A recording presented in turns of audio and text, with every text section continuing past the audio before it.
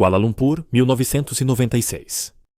55 mil pessoas aguardam em um silêncio carregado, não de expectativa, mas de incerteza.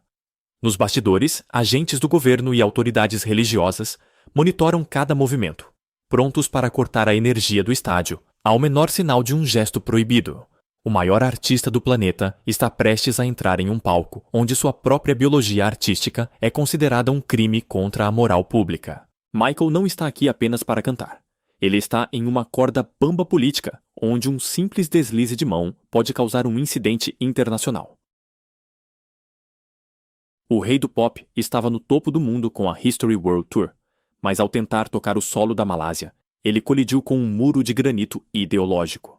A pergunta que tirava o sono dos produtores era: como levar o espetáculo mais extravagante da Terra para um país que via o entretenimento ocidental como uma toxina?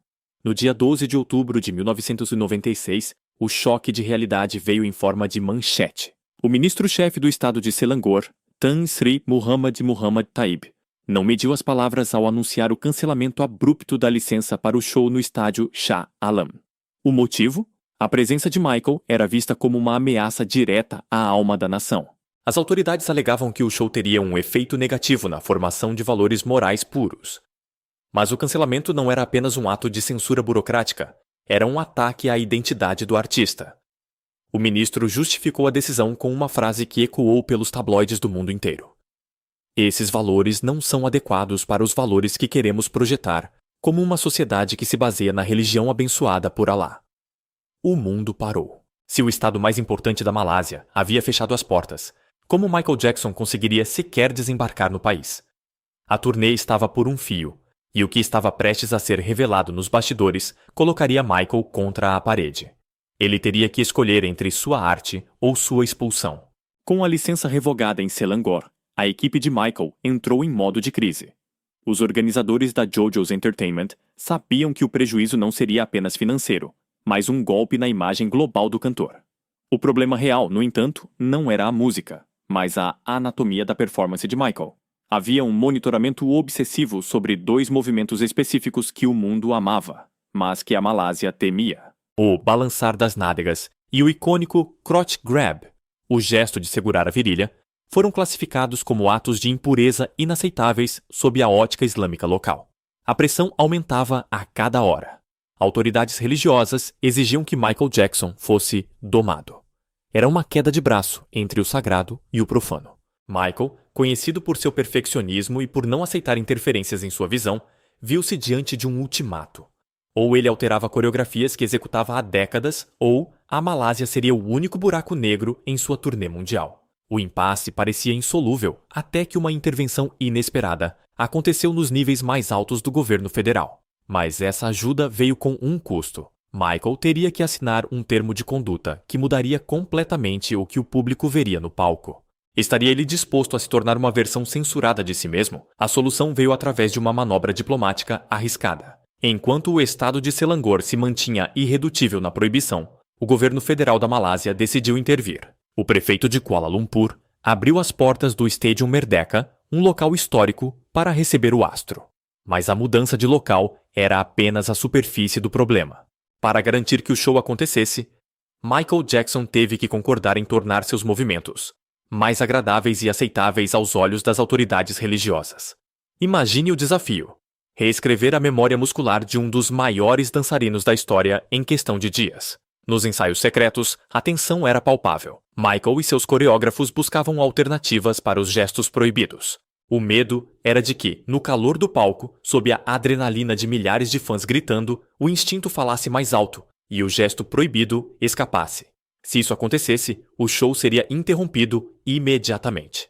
A Michael mania já dominava a capital, com fãs pagando fortunas por ingressos, alguns chegando a custar o equivalente a R$2.000 em valores atuais. Mas enquanto o público celebrava, a polícia moral preparava suas anotações. O palco estava pronto para a primeira noite, mas ninguém sabia se Michael conseguiria terminar a primeira música sem causar um escândalo nacional. 27 de outubro de 1996. O Stadium Merdeka estava em ebulição com 55 mil pessoas. O show começou com uma abertura cinematográfica que testava os limites da censura local. Michael usou o conceito da History Tour para confrontar a situação de frente. A voz nos alto-falantes perguntava ao centro de comando sobre o destino daquela noite, e a resposta veio como um trovão. Mission Control, qual é o meu destino para hoje? Seu destino é Kuala Lumpur, Malásia, vamos fazer história. Mas fazer história naquele contexto significava caminhar sobre ovos. Michael apareceu com sua armadura dourada, mas seus movimentos estavam diferentes. Ele estava mais contido, mais focado na expressão vocal do que na agressividade corporal. O abismo estava na percepção. Será que aquela contenção seria lida como respeito ou como uma derrota artística? A cada música, a tensão subia. Os fiscais do governo observavam cada giro, cada movimento de quadril. O momento mais crítico da noite estava chegando. As músicas que tradicionalmente exigiam o gesto da virilha. O estádio segurou o fôlego. Michael estava no ponto mais baixo de sua liberdade criativa, vigiado como um prisioneiro em seu próprio palco. Como ele sairia dessa, sem decepcionar os fãs que esperavam o rei do pop em sua forma total? O clímax veio durante a execução de hinos como Billie Jean e Thriller. Michael executou uma dança hipnotizante, mas milimetricamente calculada para não violar as normas religiosas. Em vez da sexualidade latente, ele injetou uma dramaticidade teatral. A grande virada, porém, não foi na dança, mas no discurso. Ao chegar em Heal the World, ele parou o espetáculo para falar diretamente ao coração do povo malaio. Ele discursou sobre o futuro, sobre a pureza das crianças e sobre a responsabilidade de deixar um mundo melhor. Ele disse: pensem sobre as gerações e digam que queremos fazer deste um lugar melhor para nossos filhos e os filhos de nossos filhos, para que eles saibam que é um mundo melhor para eles. Naquele instante, o perigoso Michael Jackson desarmou seus críticos. Ele não era mais o vírus moral, mas um mensageiro da paz que respeitava a cultura local sem sacrificar seu carisma. A recompensa foi uma ovação que quase derrubou o estádio. Ele provou que sua genialidade ia muito além de um gesto polêmico. Ele era um mestre da adaptação, mas a vitória ainda não estava completa. O show terminou, Michael partiu para a segunda noite esgotada, mas o veredito final sobre sua conduta ainda estava nas mãos do homem mais poderoso do país. O custo dessa vitória seria o julgamento público do primeiro-ministro. A poeira baixou e no dia 31 de outubro de 1996, o então primeiro-ministro Mahathir Mohamad deu o veredito que selaria o legado de Michael na Malásia. Contra todas as expectativas dos setores mais radicais, o líder elogiou publicamente a conduta do artista. Mahathir declarou: nada aconteceu durante o show de Michael Jackson. Ele falou sobre a importância de proteger o meio ambiente e está tudo bem. Ele está bem e nosso povo também está bem. Michael não apenas sobreviveu à proibição, ele a transformou em um triunfo diplomático. Ele deixou o país rumo à Índia, deixando um rastro de recordes e uma lição sobre como a arte pode encontrar frestas mesmo nos sistemas mais fechados. O impacto foi tão profundo que a Michael Mania mudou a forma como a Malásia passou a lidar com grandes eventos internacionais no futuro. O início do vídeo nos mostrou um homem prestes a ser banido, mas o final nos revela um ícone que moldou a percepção de um governo inteiro. A jornada de Michael na Malásia é a prova de que o verdadeiro poder de um artista não está em ser intocável, mas em ser inesquecível, independentemente das correntes que tentem lhe impor. Mas fica a dúvida: essa adaptação foi uma prova de respeito cultural ou o primeiro passo para o enfraquecimento da liberdade artística global?